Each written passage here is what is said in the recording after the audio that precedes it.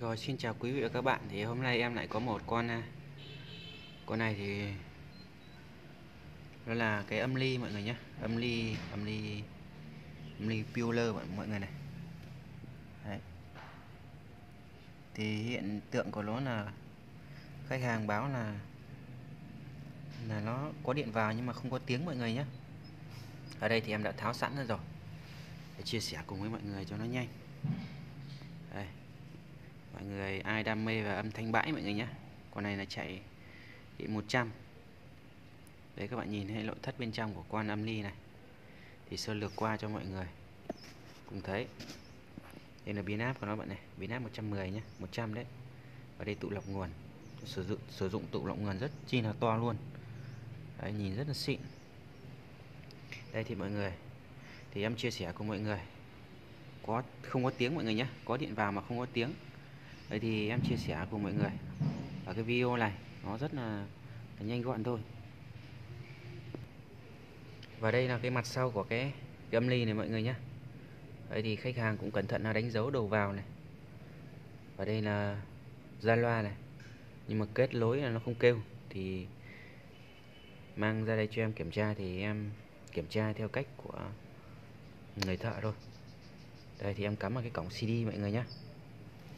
Đây mọi người này, em cắm vào cổng CD. Em cắm vào cổng CD và em bấm sang cái chế độ CD mọi người nhé. Ở đây này nó có cái cửa CD này. Đây mọi người nhé.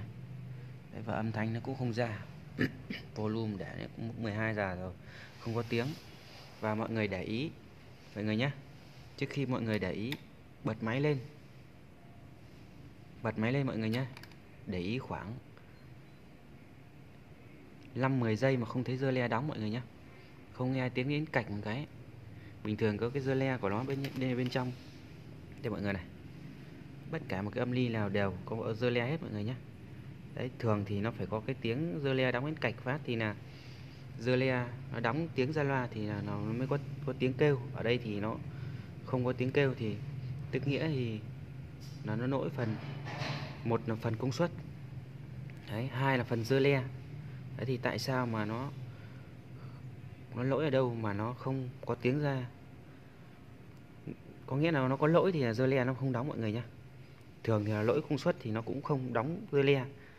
Còn thứ hai nữa là cái phần tự cái bản thân của cái phần dơ le này, đấy, nó không đóng được thì là nó cũng không có tiếng. Thì ở đây em sẽ chia sẻ cùng mọi người, em kiểm tra phần công suất mọi người nhé. Phần công suất thì là không làm sao. Đấy, phần công suất không làm sao. Thì để biết cái công suất nó không làm sao thì mọi người phải kiểm tra nhé. Đấy, phải kiểm tra xem là sò nó có chạm chập hay không. Ở đây em kiểm tra không thấy chạm chập thì em lấy trực tiếp cái đường ra các bạn nhé. Đấy, cái đường âm thanh ra ở trên con sò này mọi người này. Đấy, mọi người thấy chưa, tín hiệu âm thanh lên xuống bập bênh nhé. Đấy, thì các bạn đấu trực tiếp. Và đây là loa nó có thể kêu rồi. Đấy, loa có thể kêu rồi. Đấy là trước dơ le, và sau dơ le thì dơ le chưa đóng thì chắc chắn là không có tiếng rồi. Thì nguyên nhân hư hỏng ở đây chắc chắn nó là cái phần dơ le mọi người nhé. Đấy, bản thân dơ le nó lỗi, nó không đóng được. Tại không phải là dơ le mà cái phần những linh kiện xung quanh để nuôi cho con dơ le này, đấy, nó bị lỗi. Đấy, thì bây giờ em sẽ chia sẻ, em tìm nguyên nhân tại sao một con dơ le này nó không đóng. Đây, loại bỏ phần công suất mọi người nhé. Đấy, công suất này em đo hai bên mọi người này. Đây, bên này nhé. Đấy, bên này thì đấy, kim đồng hồ lên. Đấy, nó lên chưa, tín hiệu nó lên này.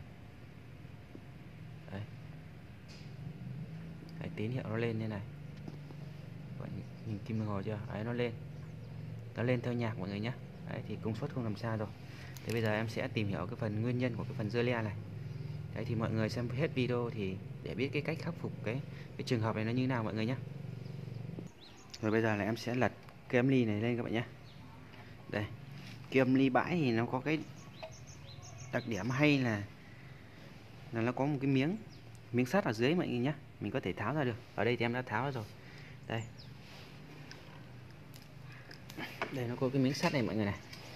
Đấy, thì những cái âm ly bãi thường là nó có miếng sắt thì nó đậy đây để lúc mình tháo ra mình kiểm tra nó dễ mọi người nhé. Đây, đây mọi người nhé. Ở đây thì đây con dơ le này nó có 6 chân. Đây mọi người nhé, hai chân của một loa này, hai chân của một loa, và đây là điện nguồn cấp cho dưa le mọi người nhé. Đấy. Đây mọi người, đây này, cái que đen thì em để mát bạn nhé, mát đâu, để mát vỏ bạn nhé. Đây, để mọi người thấy chưa? Đây, kim đồng hồ lên nhé. Bây giờ em dí loa trực tiếp vào hai cái chân này. Đấy, hai cái chân này thì đều có tiếng hết rồi. Đây em sẽ dí trực tiếp dí loa vào các bạn nhé. Đây, dí loa vào dưa le này. Đấy, đây bên này nhé, đây là một cửa và đây là một cửa. Đấy thì video này thì em chia sẻ tới người sử dụng thôi nhé.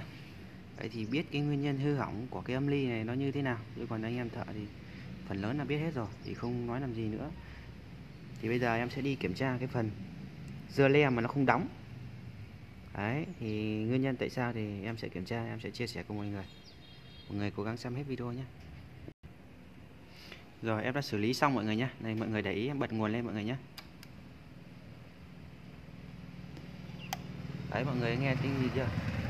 Nghe tiếng cái cạch phát dưa le nó đóng mọi người nhé. Cứ mình tắt nguồn đi này, bật nguồn lên chỉ khoảng mấy giây thôi, các bạn nghe tiếng cạch và tiếng dưa le mọi người nhé. Đấy, dưa le nó đóng được, dưa le đã đóng được thì mọi người nhé, thì công suất tốt. Đấy, tất cả mọi thứ tốt thì là nó dưa le nó mới đóng để cho ra loa, để bảo vệ loa mọi người nhé. Đấy, nhà sản xuất người ta tính ví mạch công suất nó mà có vấn đề ấy, thì đóng ra loa này nó sẽ cháy. Ở đây nó thiết kế một cái dưa le để bảo vệ loa, gọi là dưa le bảo vệ loa mọi người nhé. Thì những người thì dân chơi nhạc ấy, phải lên hiểu những cái điều như thế này.